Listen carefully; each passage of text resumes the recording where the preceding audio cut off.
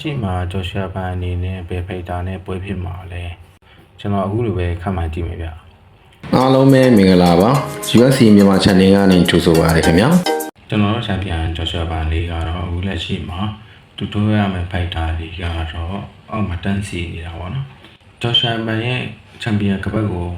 စိန်ခေါ်ခွင့်ရှိထားတဲ့အခုလောစီကတော့ဖိုက်တာ2ယောက်ကတော့ပန်တူဂျာနဲ့ကျွန်တော်တို့ပြီးခဲ့တဲ့ရက်ကထိုးထားတဲ့မာနီကပ်ပေါ့နော်အခုလက်ရှိမှာဂျော်ရှာပန်အနေနဲ့ဘယ်ဖိုက်တာနဲ့ပွဲဖြစ်မှာလဲကျွန်တော်အခုလိုပဲခန့်မှန်းကြည့်မယ်ဗျဂျော်ရှာပန်နဲ့ထိုးရမယ့်ဖိုက်တာကပန်တိုဂျာဖြစ်ဖို့ကတေးချနေပြီဗျဘာကြောင့်ဒီလိုပြောရတာလဲဆိုရင်ပန်တိုဂျာကလည်း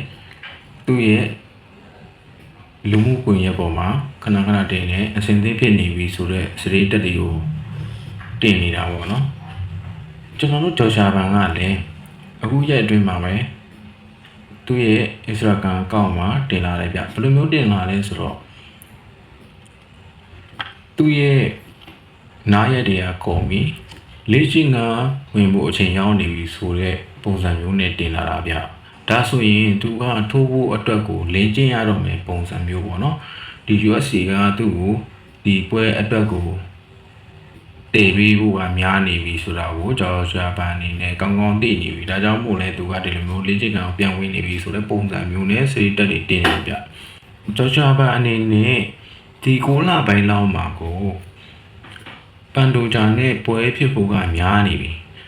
မာနေခန့်နေနဲ့ကြတော့လုံးဝမဖြစ်နိုင်ဘူးဗျအခုလိုပြောရင်လေမေးစရာရှိတယ်ဘာဖြစ်လို့မာနေခန့်နေကမဖြစ်နိုင်တာလဲပေါ့နော်ကျွန်တော်အမြင်မာနေကတ်ကပွဲမဖြစ်နိုင်ပါဘူးလို့ပြောတာကဘာကြောင့်လဲဆိုတော့မာနေကတ်အနေနဲ့ဘာနဲ့ထိတ်တိုက်တွေ့ရမှာကိုကြောက်နေတဲ့ပုံဗျ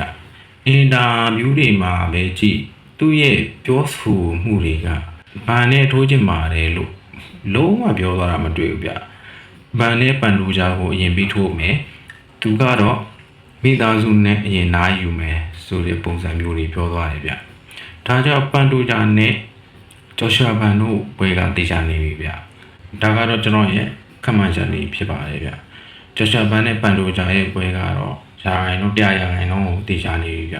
အခုလိုမျိုးအစောထိကြည့်ပေးတဲ့တူတယောက်ချင်းစီကိုကျေးဇူးတင်ပါတယ်ဗျနောက်ထပ်လုံးဝသတင်းတွေနားထောင်ဖို့အတွက်ကိုလည်းကျွန်တော်ရဲ့အကောင့် USC မြန်မာအကောင့်လေးကိုလည်း subscribe ပါလေးလုပ်ခဲ့ပြပါအောင်เนาะအားလုံးကျေးဇူးပါဗျ